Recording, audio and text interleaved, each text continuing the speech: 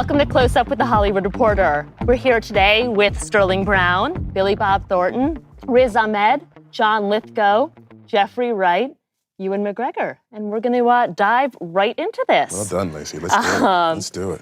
What was the last scene or role that made you genuinely nervous? This one. Yeah. The role or a particular scene? This one? You talking about Westworld or you talking about being at this No, table? I'm talking about this round table. I was very nervous 2 nights ago. I did a solo show. I travel around with a one-man show, and I hadn't done it for 2.5 years. I did it 2 nights ago in Oklahoma City. Really? And that's 2 hours and a quarter by myself on stage for about 1,200 people. And I'm no stand-up. I was terrified. So, What's the show about? It's called Stories by Heart. Okay. You want to hear about it? Yeah. No. Tell us a little something. Well, it's a 2-act evening, and each of the 2 acts features a short story. Okay. A P.G. Wodehouse and a Ring Lardner, an English and American.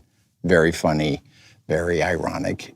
What the 2 stories have in common is they're both contained in a big fat book of stories that my father read to me and my siblings when we were kids. Okay. And I used the same book to read to him when he was an old man. Yeah. Very depressed, near death. And he picked the Wodehouse story, and it made him laugh. And that little moment was the inciting incident of this whole solo show. The only thing I've ever written for myself to perform, and very personal to me. But the 2 stories are great performance pieces. I'm going to talk about this for the next hour. What about, the rest of you? Was it whether it was this current role or it was a past one? Did you have reservations? Did you have questions? Did you worry about the sort of repercussions of these roles? I just shot a scene that made me nervous. Why? I'm working right now on a film called Hold the Dark, based on a novel, working up in Alberta. And was shooting a scene with 5 wolves wearing a caribou suit. And I wasn't sure about how appetizing the suit would seem to the wolves. But as it turned out, they were a little confused that the caribou was actually speaking. So they were freaked out by it. So it was all good. So but I did walk into that with some reservations about whether I would survive. An amazing coincidence. 3 nights ago, Your caribou suit. I was lying down, face down in the snow, right outside of Boston, in a scene where 4 wolves were sniffing around me. Is that right? I can't believe the coincidence. Right? Yeah, just last week. Yeah. What about you guys? Oh, man. I will say Nina Jacobson was on our roundtable last year for People vs. OJ. She talked about how hard it was to cast the role of Chris Darden, how she had so much trouble finding Black men who wanted to play that role because they so sort of detested who he was and what he stood for.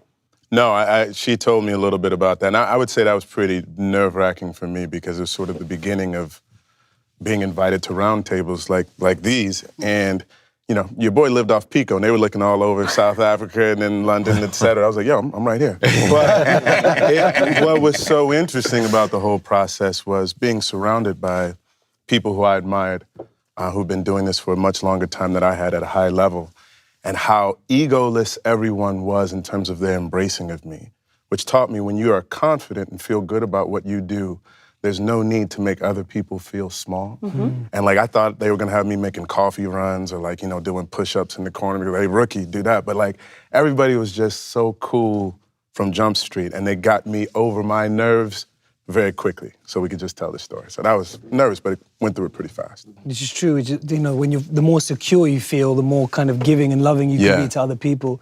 Which is why I'm always an asshole on set. Personally, that guy making faces off camera. No doubt. You gonna do it like that? You really gonna do it like that? Okay. I've had that done to me actually, which is kind of weird, weirdly helpful because it just brings out wild card things that you would never do, but probably don't belong in the scene though. Speaking about nervousness, I don't know about you guys, but I get nervous before every job. Yeah. I get nervous before every role I take on. I haven't been doing this for as long as most of you, but I don't know if that's something that ever you find goes away. It gets worse and worse. Right. Yeah. It's always... Genuinely? Oh, yeah, genuinely. I find that before every role now. It's my wife will tell you there's a 2-week period of I'm not going to be able to do it. I'm not going to be able to do this one. And I really, truly believe it, that it manifests itself in a really real way where you can imagine yourself on set not being able to cut it. Things like not being able to remember lines even, you know. We've been remembering lines for 25 years, but the nerves, in my experience, get worse and worse. I think that's the central driver for an actor is not to make a fool of yourself. You know? Like at the simple, you know, what's your motivation? Not to make a fucking fool of myself. Well, you know But on the other hand, but in a sense, we're all sort of putting our insecurities in play. Sure. I mean, you at a certain point you realize, well, I'm terrified. That's good. Yeah. Yes. Go That's right the ahead. catch-22. Like, I That's mean, it. I've done guest stars and stuff on, you know, a few different things, and my nerves don't always get up for that. But when I am nervous, it means like that's the one that I should be doing. You know what I'm saying? That's like, absolutely right. The Yeah. one that's exciting. And you look back and you realize the best things you've done, your real breakthroughs came in roles that you were scared to do. Sure. Yeah. And the ones that sometimes you felt while you were doing, you're just totally screwing up because you constantly felt like you were out of your comfort zone. Or at least that's how sometimes I felt when I'm finding this up until the last day. I'm still finding it. That's so amazing. Listen, the transition that that your character went through on the night of, man, from like choir boy sort of dude to like tatted up, shaved head, you know, dry. It was beautiful. Thank you. So It's the fact amazing that what you a had haircut can nerves. do. Amazing. I'm Shout curious. out to hair and makeup. So, Billy, department. you've obviously you've had this tremendous career. What do you wish you would have known at the beginning about how to handle Hollywood success? Would you have done anything differently? Probably not. Yeah, I don't think I would have changed anything. And it was not easy. As a matter of fact, I was destitute out here for years, you know. And I now look back on those days as probably my best times out here. Really? Because everything that I do now and draw on comes from that, you know. And Of not wanting to go back to that place? no, I loved it in the moment. Right. I forgot how, after a while, you forget what it feels like to dream.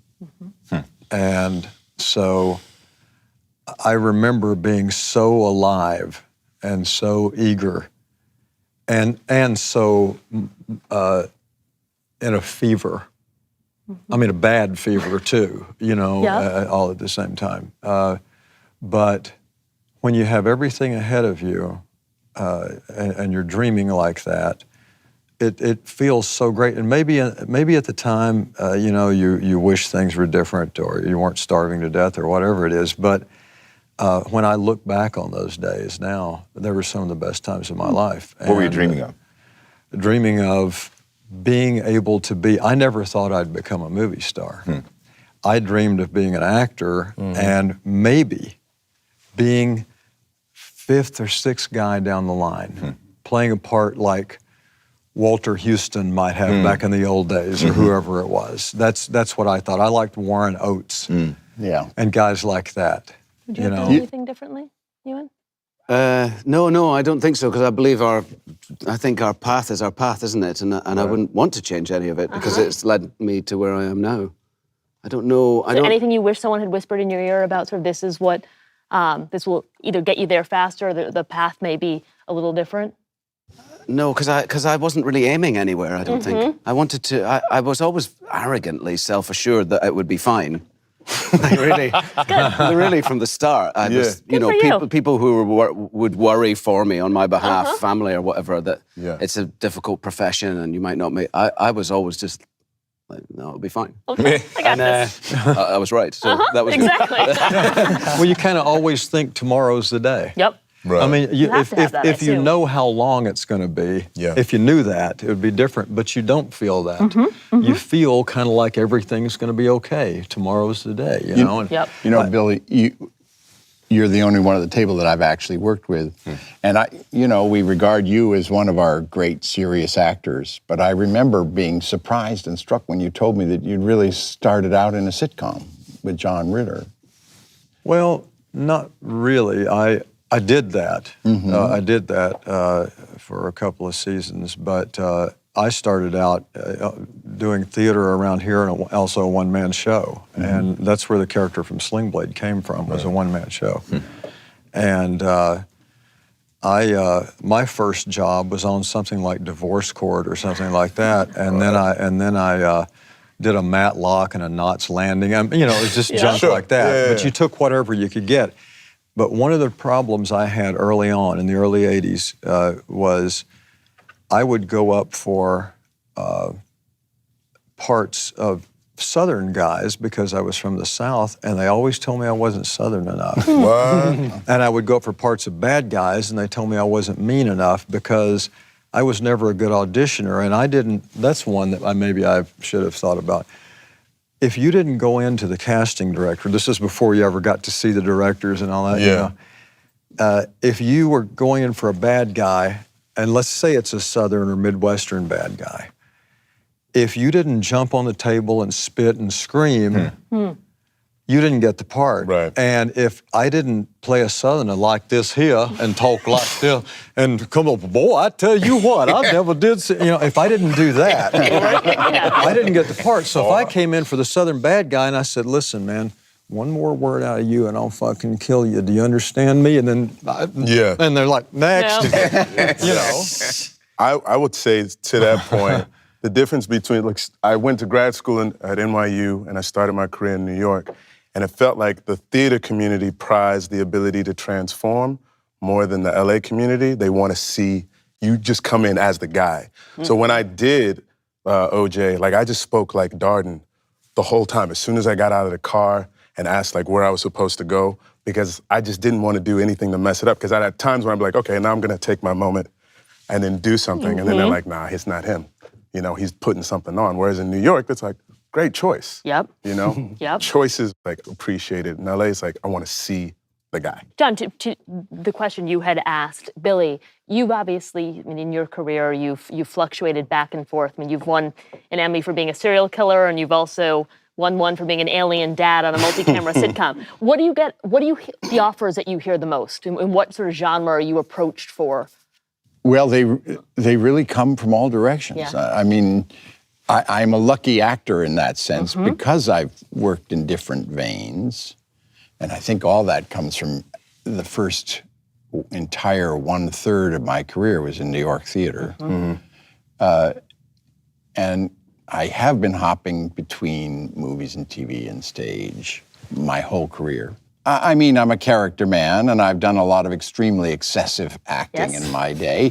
So usually when there's a total whack job, I'm right at the top of the list. You're there, guy. And it's a very short list. The profession surprises me all the time. Winston Churchill could not possibly have been a bigger surprise. Just came out of the blue, and I couldn't believe they were asking me to play the role. And it was a phone call from my agent, and by the end of the sentence describing the offer, I'd said yes. It was just so surprising. We're all in the business of surprising people, but it's best if we're surprised too. Sure. No doubt. What are the roles the rest of you sort of get approached for that you sort of say, oh, not this again? This can be anyone. You're looking at me like you have an answer. I'm looking at you like maybe you know what I'm going to say. I think I think you wrote a very poignant essay on precisely this topic. Well, it's funny. I guess I came into this kind of essay you're referring to kind of speaks about representation, right? It does. And that's really, I think, what we all do. That's kind of the business that we're in. And I kind of feel like sometimes when you first start seeing gay characters in mainstream culture, or black characters, or Muslim characters, they can start off as the kind of stereotype, the stereotypical portrayal. It's the cab driver, the shopkeeper, the drug dealer, the shopaholic queen. And then sometimes, hopefully, you kind of move beyond that, and it's still storylines that are tied to that character's ethnicity. They're still tied to their sexuality, but they're kind of working against those stereotypes.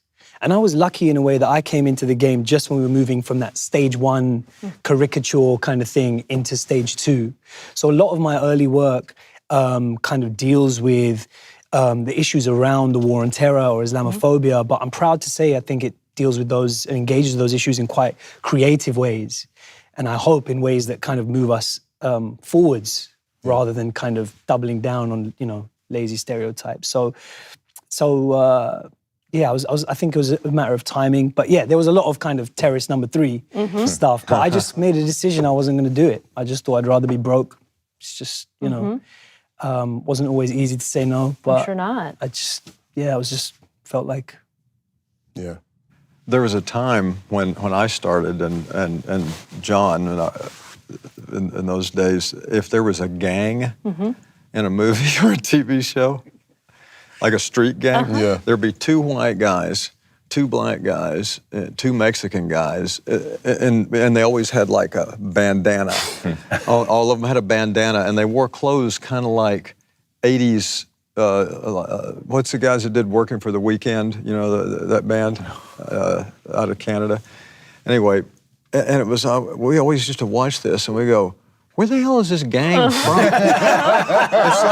It's like you got 2 guys from Brentwood, 2 guys from Compton. Brentwood gangs are terrifying. I know, right? Oh my God. The worst. And they were all in one gang together. And it's like, how did this happen? The rest of you, I mean, were there ever points, Jeffrey, or you in that you felt you were pigeonholed and you were sort of very eagerly trying to sort of get out of whatever Hollywood wanted to make of you?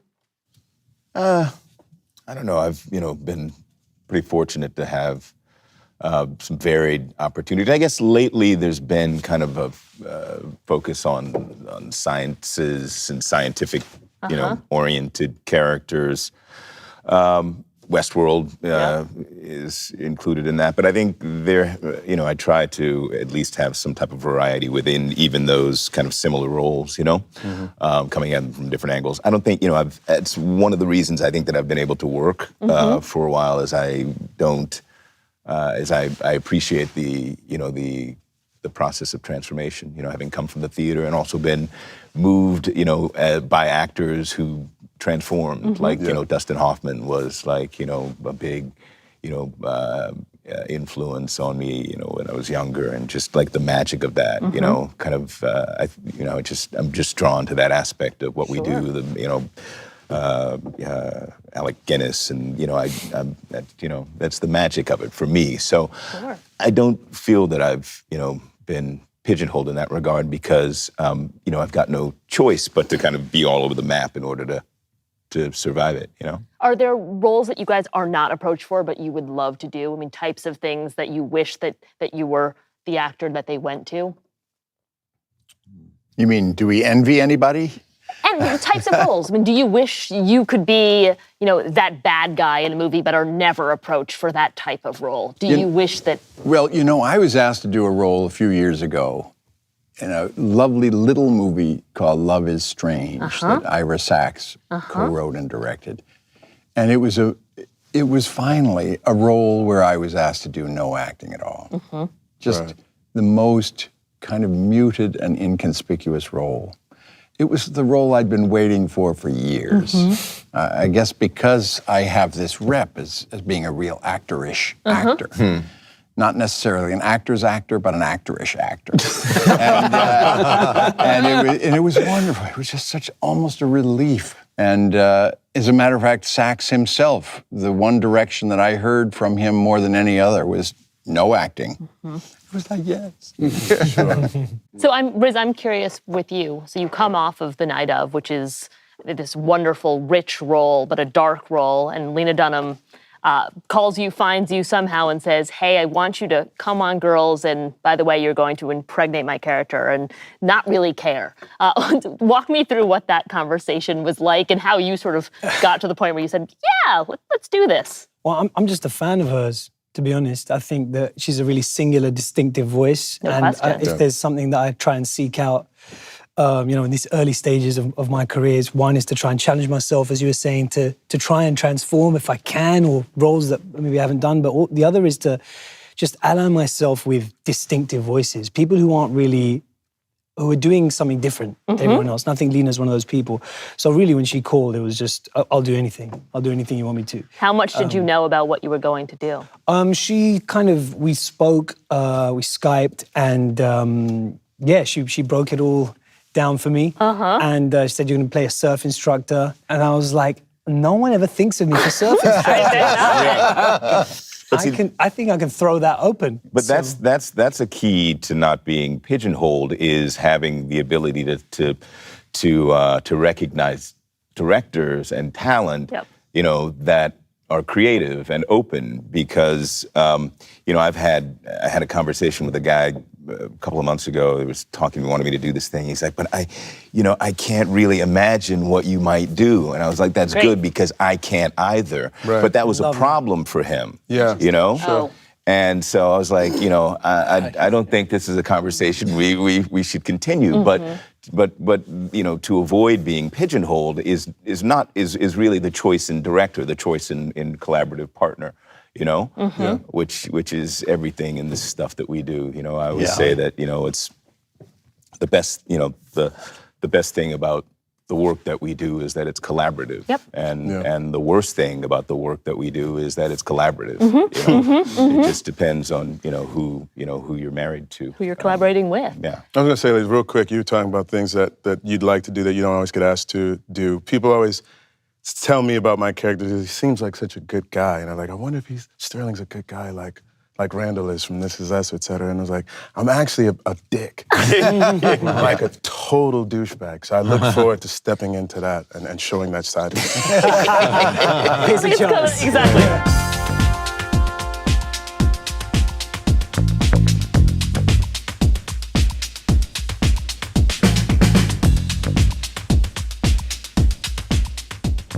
There was a recent column written in the LA Times by a former colleague of mine who really praised This Is Us. Yeah. Because he said it was the first time on television, or at least in his memory, and I certainly can't remember another time, where a Black actor sort of portrayed the sort of, quote, the simmering rage of the successful Black man in white America. Yeah. Which I loved and I thought was fascinating. What does that mean to you, and how important was it for you to sort of portray precisely that? What I love so much about the show and about the character of Randall is that he's Black on purpose. When what I mean by that is so many times, for the sake of diversity on network television, there's gonna be a Black guy or, a Latino guy, et cetera, and by happenstance, and then it just happened to be that. But the fact that he is Black, and we actually use that to tell the story of a Black man being raised by this white family who still has the experience of being Black in America. And his sort of coming to grips with the fact that regardless of his family, he is perceived in this way, right? And he has to walk a very particular line because he will be treated differently than his brother or sister are. And I enjoy it a great deal. And the feedback that I get from people when I'm out on the street is like, we don't get a chance to see this that often. Like a successful Black man married with 2 children who's happy and succeeding in life, but still has to deal with the fact that life is not the same. The paths that we walk are going to be different. Because you know what this little Black kid was doing? I don't know. I was a little boy living in Bethel Park, Pennsylvania, which is pretty much the whitest place on earth. I had this little notebook. And every time I met a new Black person, I would put a mark in this notebook. And every time I met a Black man, I wondered if somehow, if that man could possibly be my father. Someone was asking me the other day, like, a white woman who had adopted 2 Black sons, she was saying, like, what types of things do I need to tell my sons in terms of how they're being? Well, when you're horsing around and playing and somebody gets singled out for being in trouble, when you're a little Black boy, it's not just boys being boys.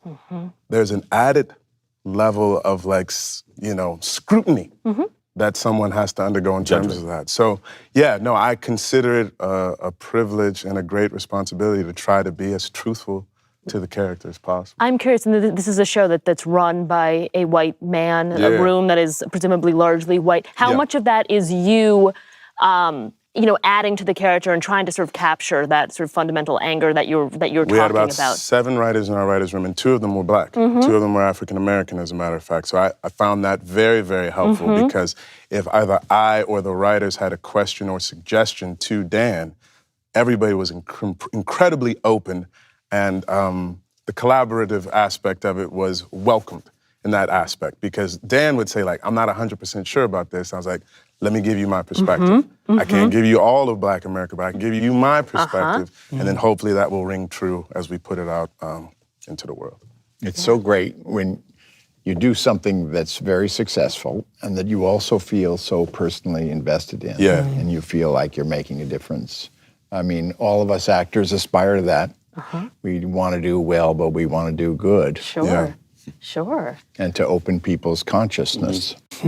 No question about including our own. For Yeah. shizzle. For shizzle. I'm curious, Jeffrey, in your case with this character, obviously there was a moment later in the season where everything shifts. How? Yeah, but I'm curious, how much did you know going in? Were you told about that shift, or is that something you found out over the course of the season in reading a script and said, oh gosh, I'm not who I thought I was? I found out that morning that, I showed up to shoot the scene. What? But some people prefer that.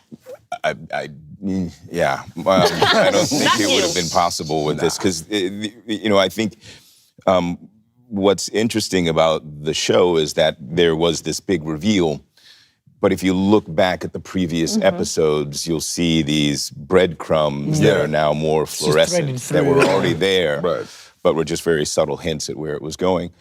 Consciousness isn't a journey upward, but a journey inward. Not a pyramid, but a maze. Every choice could bring you closer to the center, or send you spiraling to the edges, to madness.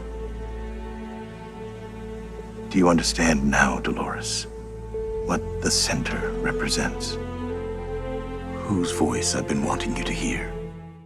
So, there were a lot of people online, predaying, but it was, everything was foretold, Right. And many of the layers and the reveals, everything was told, So I didn't know when we shot the pilot. You did not. Now be very careful. I haven't quite caught up with this gigantic. Okay. So, but I was, when we came back to go into full production, Lisa Joy pulled me aside and said, Bernard's, incredibly articulate woman who stumbled around for like 20, 30 seconds. He's very complicated. How do I say this? And then she dropped it on me. Yeah.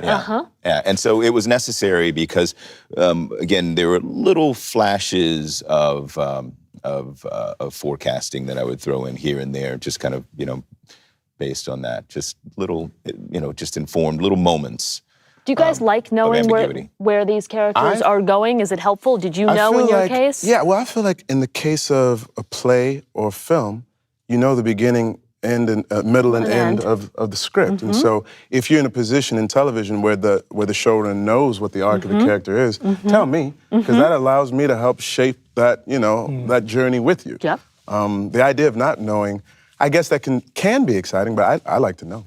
I've been in 2 situations now where when I was offered a role, the first was Dexter, and the second is Trial and Error, where the writers told me the entire story, but told me that I couldn't tell anyone, including all the actors I was working with. Oh, wow. So I went through Dexter playing the Trinity Killer with all these secrets.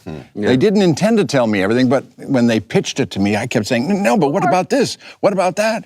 So I knew the whole story. Nobody else did, including the directors. Oh, interesting. Sure. There was a moment when I was sitting, my character was sitting at a counter watching TV, and a murder was being reported, and it was clear to the viewing audience that I had done the murder. In fact, I had not. And the director, Keith Gordon, really good director, he said something to me which betrayed the fact that he didn't know himself. Right. Wow. And I had to take him aside and tell him, you know what's going on, don't you? And he That's didn't. kind of perfect in a way, isn't it? Because it creates the dynamic of It was the- great. Yeah. There was so much tension, this culture of secrecy. Sure. Including the crew. They were obsessed with the show. It was very similar to what was going on with us. We all had our own individual secrets. Right. And you know, it'd be a flurry of texts. You know, when the individual secrets were revealed. You know, between castmates. What? Were you trying to figure out each other's? Some were. You know, I knew a bit because there were multiple layers to to this thing. I knew a bit more than most. Because I was satisfied with my my pile of knowledge. But there were some who were they were I think angling for more. Yeah, there were betting lines being offered and odds being issued, but yeah. That's great. Yeah. So you play on Fargo two brothers, but very different types of roles. You have one who's this sort of handsome, self-made mogul, and the other one is a balding, pot-bellied guy who's sort of down on his luck and sort of has a chip on his shoulder. Which for you was more fun to play, more freeing to play? Were you more comfortable in one versus the other? Well, they're both very different. They're satisfying in different ways, and I don't have a favorite in terms of playing them because they're both interesting to play. Mm-hmm. But I think in terms of liking them, I like Ray. Ray's there's the premise of this season of Fargo that I'm doing is that there's two brothers, an older and a younger, who when they're teenagers, I think when Ray's 15 and Emmett is 17, their father passes away in their driveway. And in his will, he leaves Emmett a red Corvette. He's the older brother. Okay. And he leaves Ray a stamp collection. And so what transpires, this is all before the show starts, of course, but what happens is Emmett persuades Ray to take the Corvette. Ray's probably a virgin and so he says, you'll get laid if you drive this car. And he takes the stamp collection and he goes on to have an incredibly successful life. As a businessman, he becomes a parking lot king of Minnesota.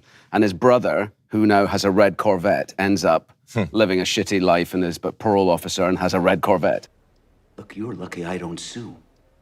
I mean, a legal document which delineates things, bequeaths them to specific parties, a father dead on a driveway, an older boy taking advantage of a younger playing on Nobody took advantage. It was a trade. If I had a time machine, you'd see I'd play back the tape. Emmett, come on, I'm begging you. Take the stupid stamps already. Give me the car. No, that was you tricking me, Ray. But he's also just fallen in love with this incredible character, Nikki Swango, played by Mary Elizabeth Winstead. And she's so out of his league, like drop dead gorgeous and clever. And what's happened, I found, by playing them is that, and it's interesting that we're doing this during the sort of Trump era, is that Ray has become sort of the embodiment of love, like I'm playing this man who's so in love and he's got a soul and a heart. And Emmett is the businessman and he has a wife and a family, he's a faithful man, but everything's sort of compartmentalized in a way. He's sort of soulless, it's so Ray's more fun to play because it's much more fun to be in love than it is to be someone like Trump. Yeah. Yep. Fair enough. Time to talk politics. A few of you here, certainly Billy, you're one who moves very fluidly back and forth, comedy, drama. Do you, A, get treated differently in one versus the other, and B, are you more at ease in one or the other? Honest to God, I am known for playing all these different types of characters, and I play myself every time. I believe, at least for me, I'm not going to do my best work if I'm playing someone other than myself. And the way I looked at things, this is also, you have to remember this is my experience. I'm not saying everybody would agree with this. But I never saw an acting coach or a director or anybody make a good actor better. I've seen them make them worse. and I've never seen one make a bad actor good. I believe that there are a lot of personalities within someone. Yeah. And that if you have life experience and you've seen a lot, if you're a good observer and you behave exactly as you would in any given situation as yourself, because the character tells you already. You read a script, hey, how did you come up with whatever? There's no explanation for it, at least in my case. I read the script, I know what the guy looks like, how he is. And like in my season of Fargo, I played this cat, Lauren Malvo, and it was so perfectly written that I didn't have to go in there and be the asshole I usually am and changing everything, whatever, you know. Yeah. But what I did do that was probably different than maybe they envisioned it was I played it much more low-key and laconic than maybe they'd thought, which was the case in a movie called The Man Who Wasn't There, which I did with the Coen brothers, which was the same kind of deal. If you imagine Ed Crane and The Man Who Wasn't There losing his mind, then it's sort of the same guy. So that's a thing. To more specifically answer your question, the thing that I find in comedy, as opposed to drama, is that I tend to not be very funny around a comedy set. Interesting. I, on the other hand, find myself very funny on a dramatic set. Because you need that levity? Is that what that's about? It's because there's a certain energy that, going back to the character in The Man Who Wasn't There, who most of the time was just smoking and sitting on a couch or something, or cutting somebody's hair, I would talk to people right up to the time they would say rolling and make jokes, run around. I wasn't that way at all. That way, when I'm sitting there still, the energy of what I was just doing is still there. I was never the type of guy, if I was going to be still and like thoughtful in a scene, the kind of guy who went in the corner and starts getting thoughtful and all method in that way. That's right. And or gobbling in the hallway, or thinking about when your daddy ran over your puppy or whatever. I will always just behave however I'm behaving, and then let that carry over in the scene. And if you're out there trying to crack jokes with everybody on a comedy set, once you get in the scene, you kind of blew it already. I mean, I think because I don't like to look at. When young actors ask me advice, I'll always say, never look at a character as this mountain you have to climb. And when you talk about the character, don't say, well, Brad's the kind of guy who, if you separate yourself from that character, you've already lost in a lot of ways. Because if you're looking at a character as a hill you have to climb, a thing you have to become, then you're play acting now. And if you don't think about it, and okay, you're playing Bill Johnson here, or whatever, that runs a tractor shop in Nebraska, just go in there when the scene starts and start yapping. As opposed to sort of like, I got to become Bill Johnson, what do I do? And just put some goofy teeth in or whatever it is, and then, hey, I'm Bill Johnson. You just don't do that, So I'm curious, so you win the Golden Globe for Goliath, and you said, I think, in the press room backstage that you had wanted to play a guy who's had to sort of fight his way back from nowhere, because it was something that you related to. What did you mean by that, and in what ways do you relate to this Billy character? Well, first of all, it was fun, not fun. It was good playing a character who had the same name. Helpful? Because somebody says Billy and you look, So that was great. I played myself on that show, pretty much, and in the really true sense of that, I didn't ever do much. I wasn't real patient on that first season. I was I had an irritable year inside my head. How did that manifest itself? Every time somebody pissed me off, I said, "Look, man, don't do that. And so people thought that was really good, on the show, but it was pretty real. So we should have your co-stars around this table and get the real story, is what you're saying. No, I mean, I wasn't an ass, I'm just saying, it's like I was... I'm a dick. Yeah. But it was, I like the idea of a guy who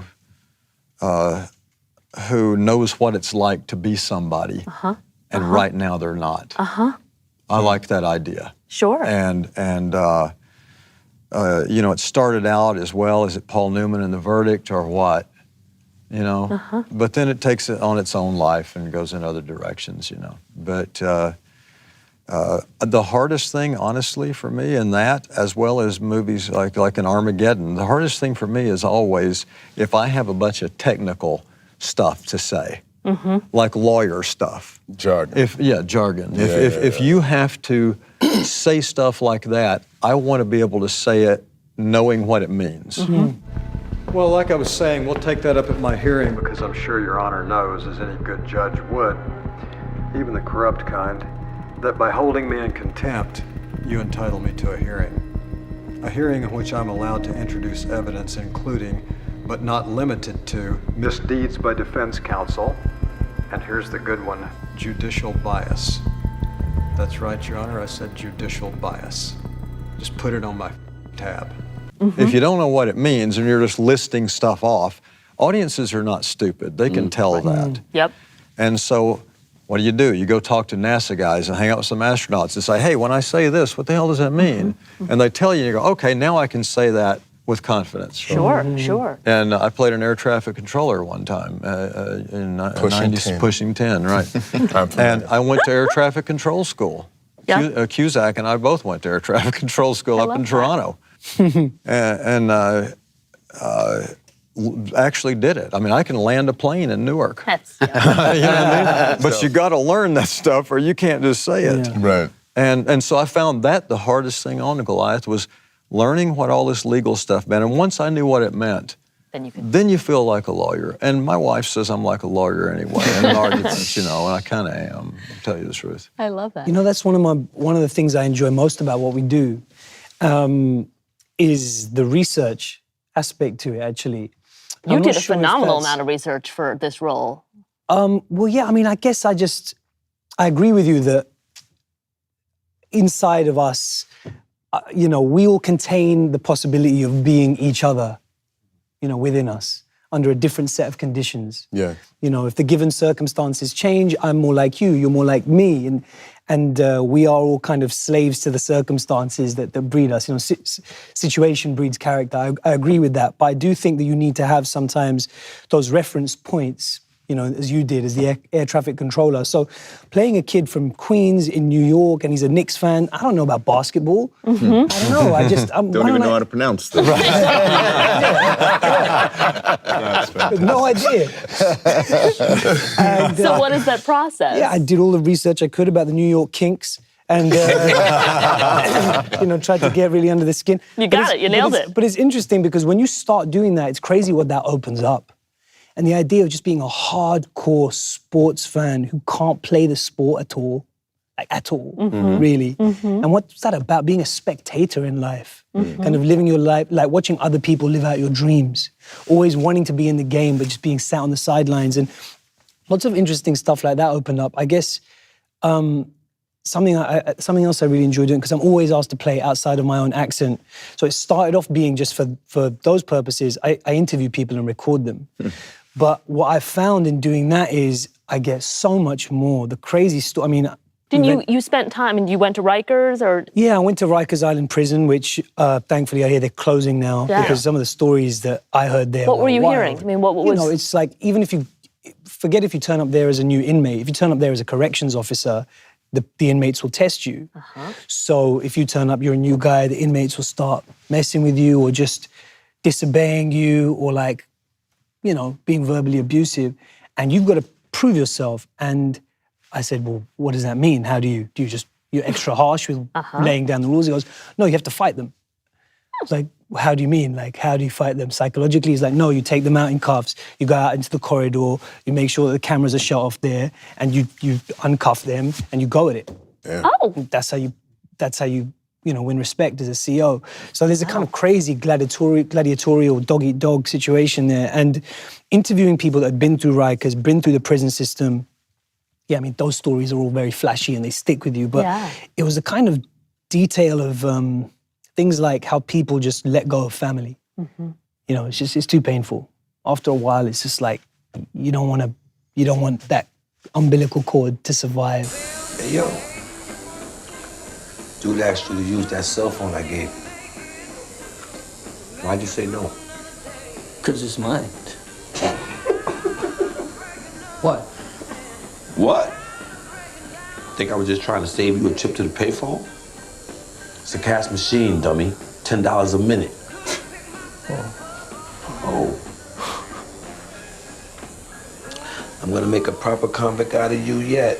So interviewing is something that I really enjoy doing. I kind of go nuts on that and just record people for hours. And every now and again, you'll hear someone in the way they talk and it's like, it makes you sit up and can't quite explain it. And you're like, that's the cadence or that's the thing, you know? Right. Well, prison is an interesting place. I've shot in a lot of prisons, and that's an environment that can really put you in there. Yeah, I mean, you get it right away, and you start to see how people operate and everything. We were shooting Monsters Ball in Angola prison in Louisiana. They call it the Farm. I've shot there too. You shot in Angola? Yeah. Yeah. Very interesting place. Yes. And Sean Combs, who was in the movie, he wasn't an actor. You know, he was a huge star. Never heard of him. Yeah. Yeah, and I'll talk to you later. I'll tell you all about hip hop later. Boss. But Sean said to me, there's a scene when he was going to the electric chair, and we shot it on the actual death row, and it was the electric chair they always used there, right? Well, Sean was in there before the scene, and they shaved his head and all this kind of stuff, and he said to me, he said, "Listen, man, I'm nervous as hell." He goes, he goes, "This is not my bag." He goes, "I'm in the music business." He goes, "I know you are too." He said, "You're on stage and you grew up as a musician." He goes, "But I don't know if you need this, but whatever you need in the music business, if I can give you any tips about like moves on stage." I said, "I'm not really a mover, but Tips on moves. Right, yeah, right. And I said, "That's okay," but he said, "But man, just anything you can do to help me. You got anything for me? Because I'm nervous." Yeah. And I said, "Well, you're already there, dude." Yeah. Yeah. And he says, "What do you mean?" I said, "You're going to the electric chair, man." Yeah. And he goes, "Oh yeah." That's so Yeah. crazy. And so you know what I mean? All the time. I don't know if you guys ever get this, but like, it's almost like I feel like the process of acting is a process of getting out of your own way. It's like the thing is happening. If you surrender yourself to the circumstances, not only on the page, but on the set. Sometimes things have a weird way of mirroring, dynamics end up mirroring each other. John Turturro and I have this kind of relationship on the show where he takes me under his wing. And it kind of became a bit like that on the show. Sure. And it's really fascinating, I think, the way that those dynamics end up replicating themselves on and off set.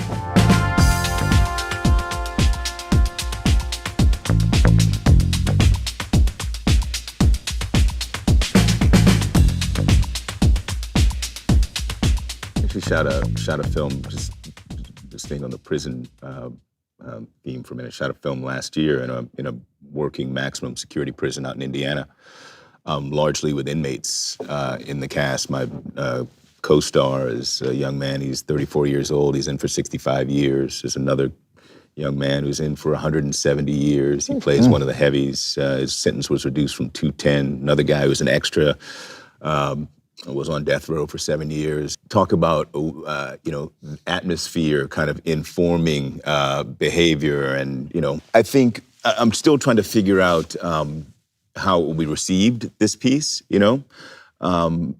I think I hope what we've done in this piece is that we've,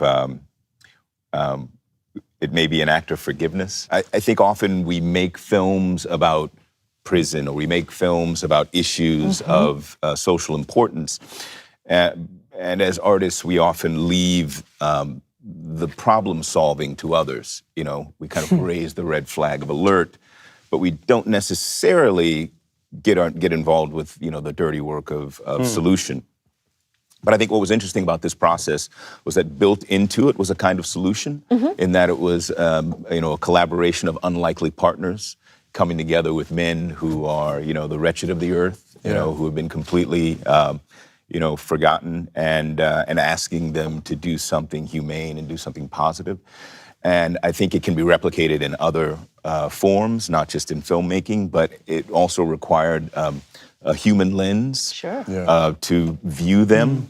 And I think if we are to understand criminality, if we're to understand the drivers behind what led these men to this place, then that's a necessary lens. But as you say, in the era of Trump, unfortunately, that's not where we're, how we're viewing complex issues through nuanced eyes. So anyway, but no, I think it's really important point, beautifully made, man. Because I think we're living in a time right now where so many people are being dehumanized, and it's a strange thing right now as an artist to just say being on Team Humans is a political act. Right. Does it change the types of projects you want to do, the types of roles you want to play in this era? I hope so. You do hope so? I hope so for everyone. I mean, it shouldn't be just about entertainment. You hope to be able to give people a break from certain things, but hopefully you can also educate and edify people at the same time. With This Is Us has been the biggest comment that I've gotten is that it brings people together in a very interesting way, and it's the one show that's it's a very family-oriented show, and it's about connection, and it's so interesting because we have gay folks, and you have overweight people, and you have black folks, and going out into communities that may not have an opportunity to see things that are quite as heterogeneous as the show is, and the more homogenized places in the country and in the world, they're having an opportunity to meet people for the first time. And hopefully through meeting people, the next time they encounter them, they see them as people. Yep. Not the first time. I think it's a weird thing, isn't it? Because I think certain stories or certain storytellers are kind of encumbered with the responsibility of being seen as political, whether they like it or not. Right. Because sometimes it's like the first story of that type, or I'm thinking of some of the kind of trans actresses in Orange is the New Black, for example. Right. Or I know the Khan family in The Night Of, I think is it's a Muslim American family. Right. And it's being portrayed. But the weird thing is that I don't think that's a political act. That wasn't a political decision. That's just doubling down on affirming our common humanity, which is really a kind of baseline for all creativity. It's nothing like crazily, it's not a renegade move to do that. But then, a couple of months after the show comes out, certain dominoes fall, and people start viewing it through a different lens. But yeah, I do believe it's an artist's responsibility to engage with the times that we're living in. Sure. Meryl Streep's kind of extremely noticeable speech at the Golden Globes. It was a very political speech, but there was a long passage in that speech which kind of defined what we're talking about when she said, our job is to inhabit other people. It's an empathetic gesture. To be other people, to inform. She put it much better than I can, but if I remember it correctly. Hers was written down. That's right. just to show people what it's like to be them. And in a sense, that's our mission at the best of times. I mean, our most idealistic aspiration is to do exactly that, to just show people how other people feel. Absolutely. Well, I think the act of empathy is treasure right now. It's so important right now because these are the unapathetic times we're living in. And I tend to think, though, because I grew up in Washington, D.C., that everything is political. And I think even in the absence of a political gesture, there's politics. That is almost the most political kind of art, because it's kind of reinforcing a status quo by not commenting or challenging it in any way. Right, exactly. And I've always found it, sorry. No, carry on. Well, I've always found it weird that people kind of would often say to me, why do you always do political work? And the weird thing is like, I'm just telling... There are a certain subset of stories that are open to me to tell. And I'm glad to say that subset is kind of expanding. And I think that is maybe a kind of progress, whether it's political progress or social progress or cultural progress. But it's weird because I think politics is just a point of view on the world. And every story has a point of view on the world. Yeah. I think if it's just a point of view that you're not used to hearing or seeing, it suddenly gets labeled as political, kind of like marginalized from the mainstream. It's back at the back of the DVD store with like, you know, the subtitled films. But actually, you know, what we think of as mainstream stories or stories that aren't political are very political in their absence of interrogating the status quo. So when Friends shows in New York, you know, absent people of color, you know, there's politics in that. It leads to an understanding of, you know, among those homogenous communities in this country that, you know... that's the way it is. That, you know... what a valid story it looks like. Exactly. It validates their own isolation and leads to, you know, a misunderstanding of the complexity of who we are. I think right. Not to take a turn, but did you hear from the royal family? What was the sort of feedback? I know we were taking a total left turn here. But I am curious in terms of feedback of seeing yourself on screen. Did you hear from... the family? No, in a sense, that's kind of what the series is about. There's this separation, not of church and state, but of the monarchy and the public. They never say anything. Their job is to do nothing and say nothing. And there's Peter Morgan, who wrote the script. He has created scenes where they talk about this very idea. Never let them see the real Elizabeth Windsor. The cameras, the television. Never let them see that carrying the crown is often a burden.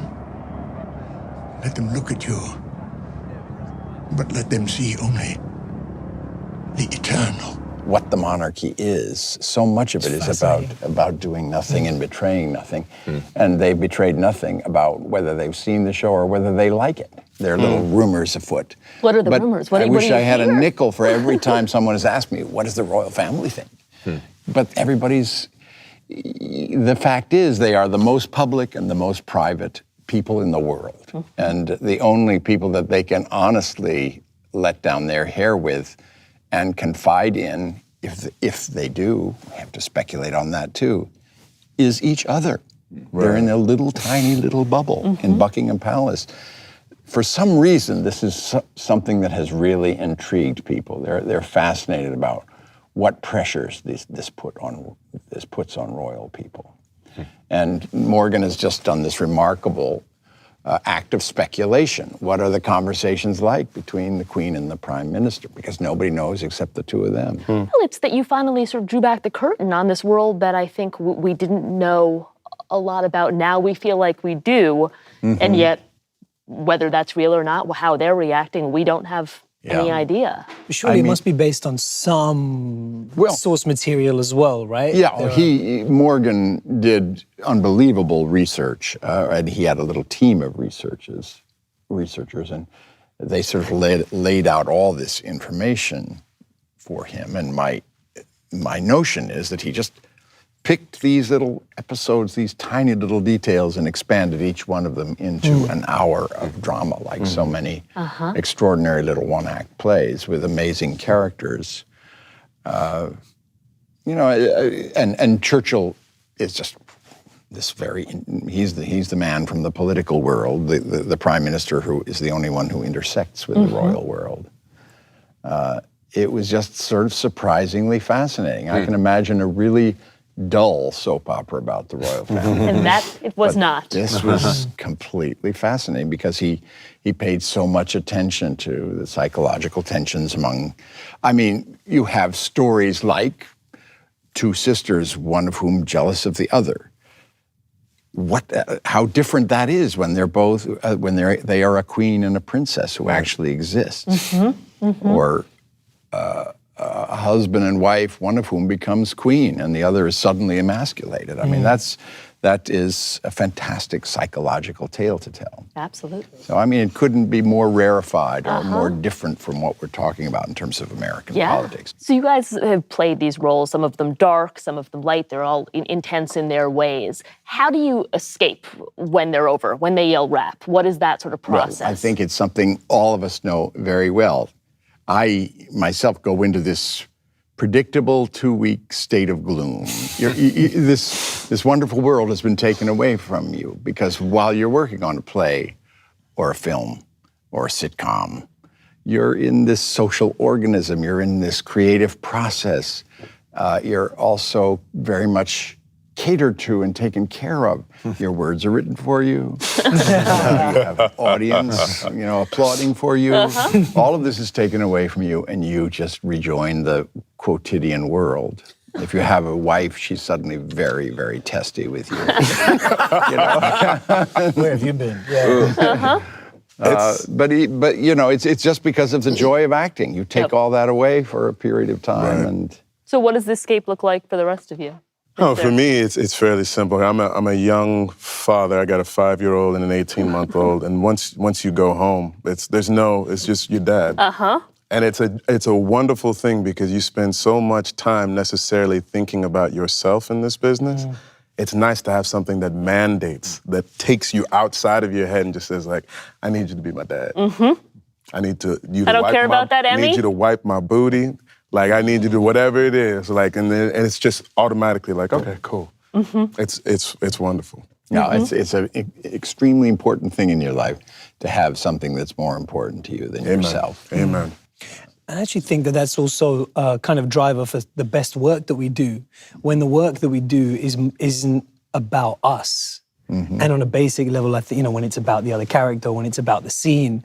But I don't know, I feel like sometimes when you've connected to, it may just be a delusional notion of a higher purpose to your work, whether it's, when you were working in prison or, what you were talking about kind of representing a kind of unseen archetype for a successful black man. Or I feel like that somehow brings out our best work.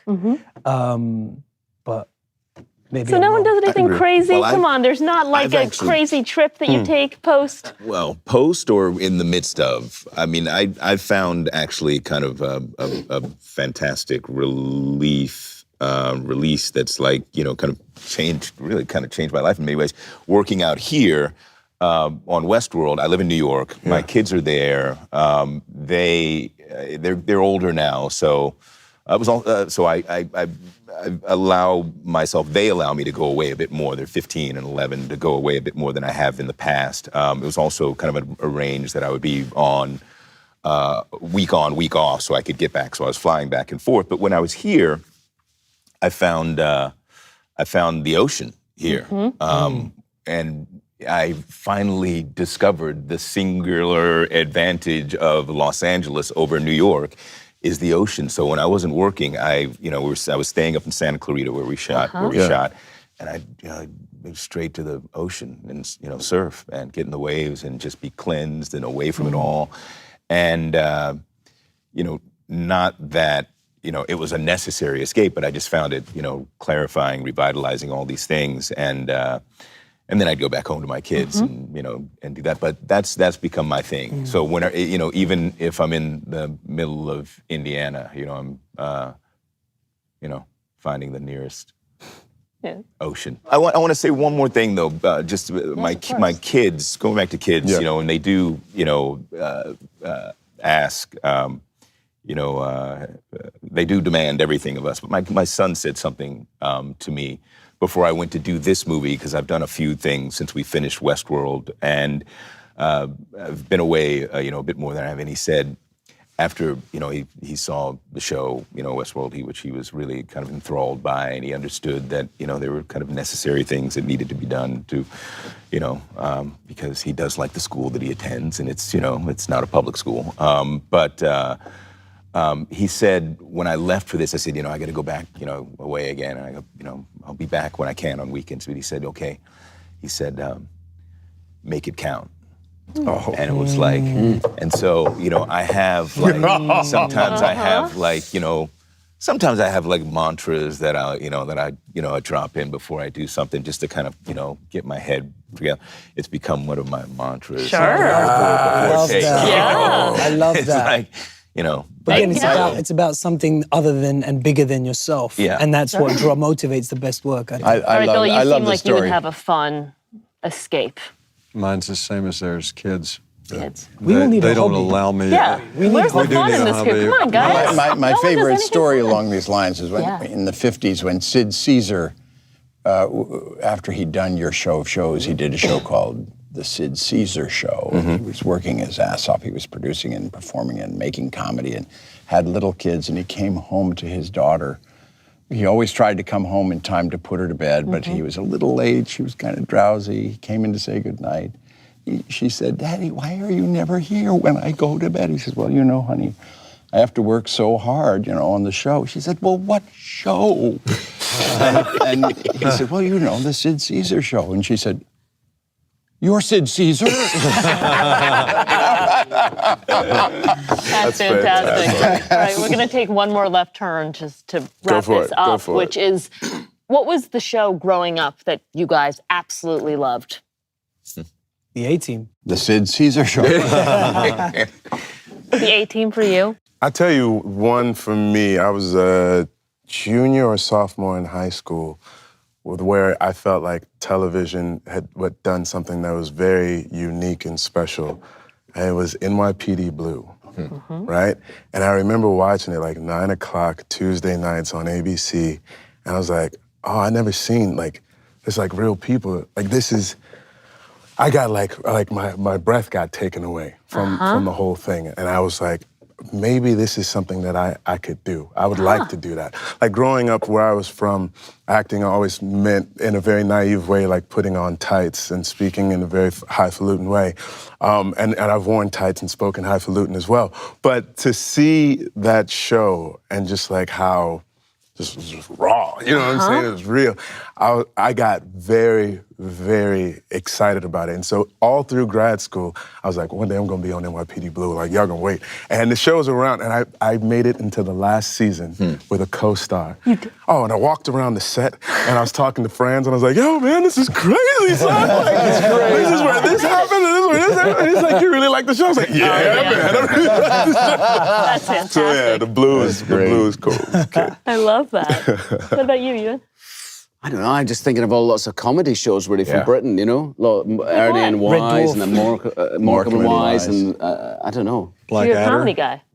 Well, I guess when you're growing up, that was the kind of thing we watched on the on the weekends when you got to watch television. Yeah. I don't know. I didn't have a favorite. Like I loved MASH. I remember really loving MASH. I don't really. This will date me. I mean, I'm clearly the oldest at the table. Black but don't crack, though. I really did love the early 50s comics on television. Yeah.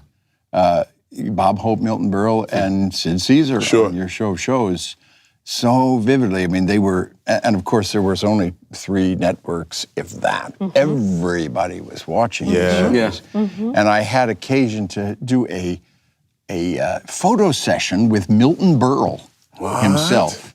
When at the height of Third Rock, it was sort of new TV and old TV comedy, a real whack job, Milton Berle. He was teaching me all sorts of shtick with a cigar, and it was wild. But we sort of hit it off for those few hours.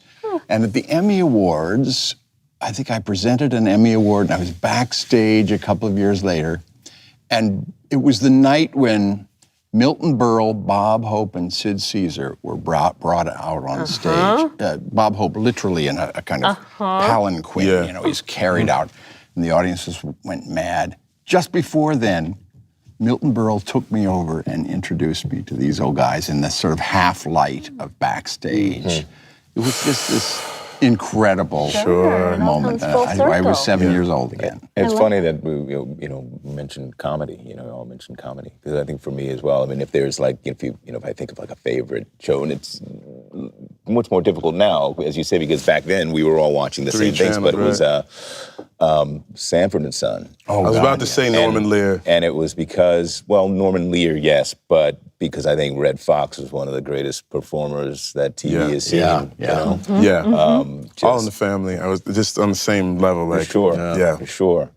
It's funny that comedy, comedy. So why are we not doing more comedy? Yeah, guys. That is the question. Well, thank you guys. I know what to pitch your agents now. Exactly. Thank you guys all for being part What of a this. pleasure Thank to you. talk to you guys. It's really I got you. an honor to be with you. Hi, I'm Oprah. Hey, I'm Issa Rae. Catherine Hahn. Kevin Bacon, Billy Bob Thornton. Elizabeth Moss, Kris Jenner, Minnie Driver, and thanks for watching. Thanks Thanks for watching. Thanks for watching. The Hollywood Reporter. On YouTube. On YouTube. Hold on. One more time. Be sure to hit subscribe for more videos.